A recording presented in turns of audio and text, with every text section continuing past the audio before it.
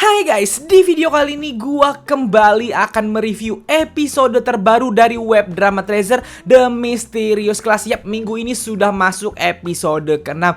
Dan sorry gua nguploadnya kelamaan karena kemarin hari Sabtu itu gua ada acara, jadi gua pergi dan belum bisa bikin reviewnya. Baru hari ini, hari Minggu gua bisa bikin reviewnya. Dan ya, akhirnya diuploadnya juga hari ini. So, nggak perlu berpanjang lebar lagi, langsung aja kita masuk ke review episode ke-6.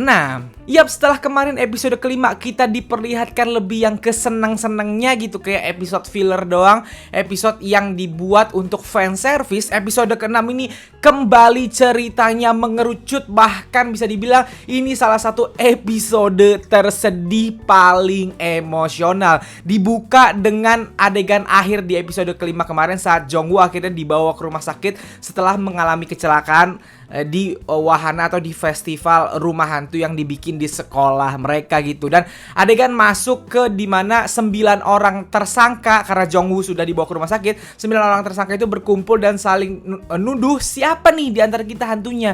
Ini harus ketemu pokoknya gitu. Dan beberapa dari mereka akhirnya membela diri, kayak Hyun Suk bilang bukan gua bawa garam, mana ada hantu bawa garam gitu. Lalu Doyoung juga bilang bukan gue, kalau gue mana mungkin gue kepilih jadi ketua kelas. Ketua kelas kan harus bolak-balik ruang guru. Intinya logikanya seperti itu gitu. Lalu si Junkyu yang paling kocak, Junkyu bilang gue punya pacar, gak mungkin gue dong gitu. Dan ternyata Yeda malah gak percaya, kayak emang ada yang pernah lihat pacarnya Junkyu? Dia pacaran mulu tapi pacarnya gak ada. Apa jangan-jangan dia hantu? Apa jangan-jangan itu cuma penyamaran gitu? Lalu disautin sama Jihoon, gue pernah lihat pacarnya Junkyu. Yang akhirnya kita tahu kalau pacarnya Junkyu ternyata tidak pernah dilihat. Jihoon bohong.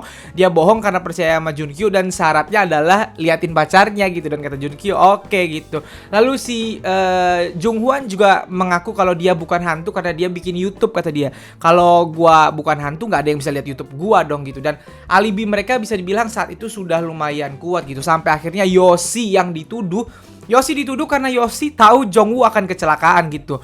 Alasan Yoshi adalah karena gua ngeliat di kartu tarot, tapi teman-temannya bilang jangan-jangan ini lu yang rencanain gitu. Lo ngomong gitu tapi abis itu lu rencanain untuk supaya ramalan lu itu terjadi gitu. Yoshi yang marah langsung membela diri dan muter musik yang ternyata bisa dibilang adalah ritual atau musik untuk mengusir hantu gitu. Musik dari dukun gitu. Dan seperti yang kita ketahui, akhirnya Haruto badannya langsung sakit-sakit dengar musik itu gitu. Dan Jaehyuk kembali jadi penyelamat. Ya, sangat terlihat dari episode sebelumnya kita semua sudah merasa bahwa Jaehyuk tahu kalau Haruto ini hantunya dan dia peduli, kayak dia sayang sama Haruto. Dan di sini lagi-lagi saat Haruto udah mulai kesakitan, dia berhentiin musiknya. Baik banget Jaehyuk. Dan yap, lagi-lagi di sini terjadi pertengkaran antara Doyoung dan Jaehyuk. Jaehyuk marah ke Doyoung. Ini gimana sih lu jadi ketua kelas kok bikin temennya tuduh-tuduhan gitu, sedangkan si Doyoung, lu tahu apa? Lu kan cuman peduli nilai doang gitu. Intinya mereka memang sepertinya selek Doyoung dan Jaehyuk gitu. Doyoung seperti yang kita ketahui dari episode sebelumnya, dia dituntut ayahnya untuk dapat semacam beasiswa supaya bisa sekolah ke luar negeri gitu. Dan Doyoung ini sangat terlihat dia berusaha untuk membuat kelasnya terlihat baik-baik saja even dalam keadaan darurat seperti ini, karena dia nggak mau namanya tercoreng sebagai ketua kelas gitu. Bahkan saat ketemu sama wali kelasnya aja, wali kelasnya bilang ada apa, kasih tahu. Dia bilang nggak ada apa-apa kok pak. Sampai wali kelasnya bilang oke lu nggak mau ngasih tahu ya udah nggak apa-apa gitu. Intinya Doyoung tuh pingin kelasnya terlihat baik-baik saja karena itu tuntutan dia gitu. Jadi yang hebat dari skrip di drama ini adalah setiap karakternya itu punya agenda sendiri. Mereka tuh nggak bisa dibilang murni antagonis gitu. Mereka melakukan itu karena keinginan mereka, bukan niat mereka jahatin orang lain kayak Yoshi. Yoshi itu ngeluarin musik itu, mungkin banyak yang dari kita yang udah mulai kasihan sama Naruto kesel ngelihat Yoshi ngeluarin musik itu gitu. Tapi Yoshi ngeluarin itu kan bukan karena dia pingin jahatin Naruto aja, karena dia yang dituduh gitu. Dia nggak langsung nunjuk Haruto kan, dia cuma bilang bukan gua gitu. Ya kan, kata dia, lu ngaku nggak mau ngaku. Akhirnya diputar musik itu untuk membersihkan nama dia aja gitu. Dan ya, jadi itu salah satu kekuatan skrip di drama ini sih buat gua gitu. Dan kita juga tahu mereka semua itu lagi dalam keadaan panik, pasti panik lah. Ini skripnya yang gua senang nih, di episode ini benar-benar mengerucut, benar-benar apa ya, konfliknya didalemin lagi sampai mereka satu sama lain tuh benar-benar udah mulai nggak percaya gitu.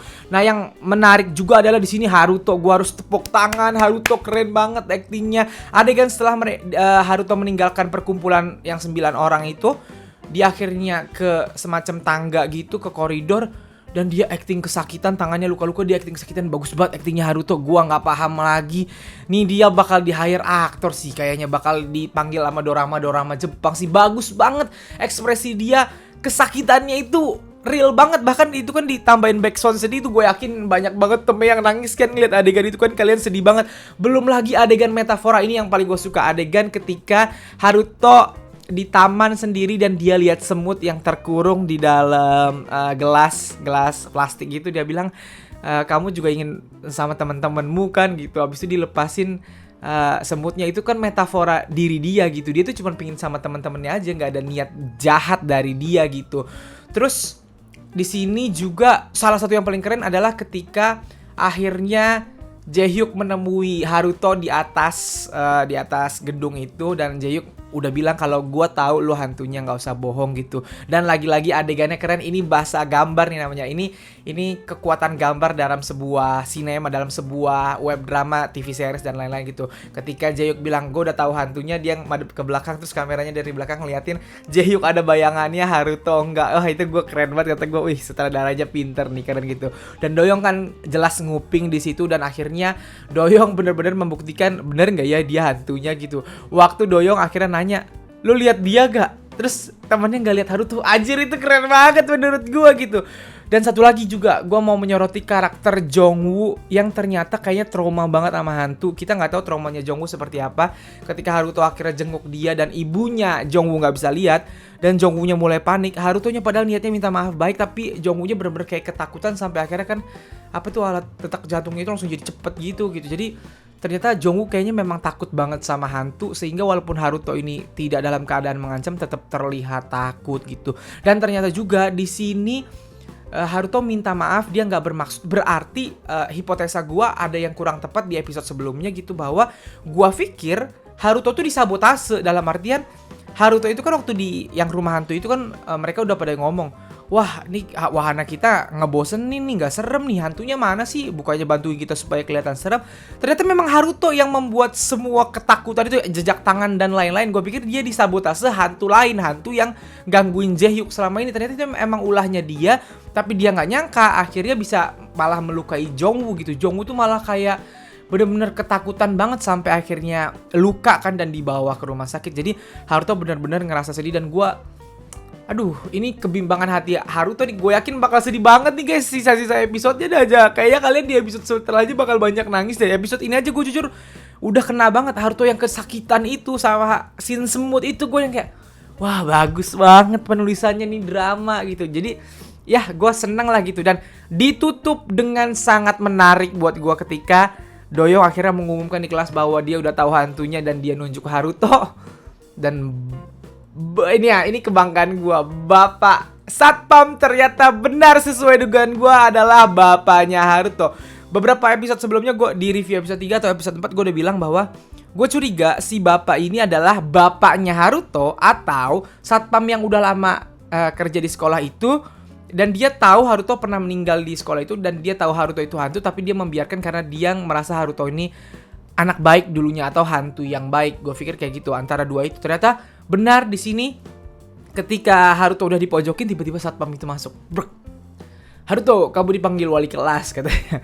Terus Harutonya nyamperin gitu, terus dia bilang, Haruto, udah, kayak Haruto tuh kayak berusaha untuk kayaknya mau ngungkapin aja. Terus kata si bapaknya, udahlah nak, nggak usah berpura-pura lagi gitu. Dia ngomong nak kan adil, kata dia di bahasa Korea gitu. Dan ditutup dengan Haruto yang memperlihatkan sosok hantunya dengan lampu kedap-kedip itu. Goks, acting Haruto goks. Pokoknya di episode ini acting semuanya bagus, tapi Haruto berhasil menunjukkan kelas actingnya gitu. Dan setelah gua buka-buka beberapa fanbase di Instagram, ada video di aplikasi lain sepertinya yang ternyata menunjukkan adegan awal. Ternyata yang mendorong si wali kelas sampai jatuh di episode 1 adalah si Pak Satpam ini, karena Pak Satpam ini ngeliat yang adegan episode 1 di mana si wali kelasnya kan malam-malam lagi nilai tuh. Terus dia bilang, ini kok cuma 20. Dia nelpon bagian pusat sekolahnya kan, kok ini cuma 20 kertas ulangannya, murid gua kan 21. Terus bagian pusatnya bilang, enggak kok, emang kelas lu 20 orang gitu. Dan ketika si wali kelas dia jalan gitu, nyampe di tangga didorong sama bapaknya Haruto alias si Pak Satpam ini, dan Pak Satpamnya bilang, maaf aku harus melindungi anakku, harus melindungi Maisan. Gue langsung kayak bangga sama diri sendiri karena tebakannya sudah benar dari beberapa episode yang lalu. Isan mantap. Gua berhasil nebak Haruto hantunya, gua berhasil nebak si Pak Satpam bapaknya Haruto. Gua bangga sama diri gua sendiri. Bangga yang tidak perlu gitu. Jadi ya seperti prediksi gua yakin, nggak usah, jangan yakin juga ntar salah lagi. Gua percaya bahwa di sisa episodenya itu nanti adalah konklusi di mana Haruto itu ngasih tahu kalau dia hanya pingin berteman, dia nggak ada niat mengganggu, dia nggak ada niat jahat. Dan memang ntar adegannya adalah mungkin kita akan diperlihatkan penderitaan Haruto, apa mungkin dia di masa hidupnya dulu dibully sehingga dia pingin punya teman lagi walaupun sudah meninggal, teman yang benar-benar teman. Atau nanti endingnya akan ditutup dengan ya semua malah sayang sama Haruto, tapi Haruto harus diusir seperti yang gue bilang, dan akhirnya semua sedih dan malah gak rela Haruto pergi padahal Haruto baik gitu. Jadi kita lihat dilemanya seperti apa, dan gue yakin bakal sedih. Jadi persiapkan hati kalian tiap Jumat malam, tiap malam Sabtu, karena pasti akan tambah sedih ada buat yang kalian yang ngikutin drama The Mysterious Class ini, karena bagus lah buat gue. So itu aja review gue di video kali ini guys. Tulisin di kolom komentar gue terhadap prediksi kalian selanjutnya atau terhadap tebakan-tebakan kalian yang benar. Silahkan tuliskan di bawah, oke? So guys, seperti biasa kalau kalian suka video ini silahkan like dan share ke teman-teman K-popers kalian. Kalau kalian mau kenal gue, kalian bisa follow gue di Instagram, dan kalau belum subscribe channel gue silahkan di subscribe. Sekian dari gue.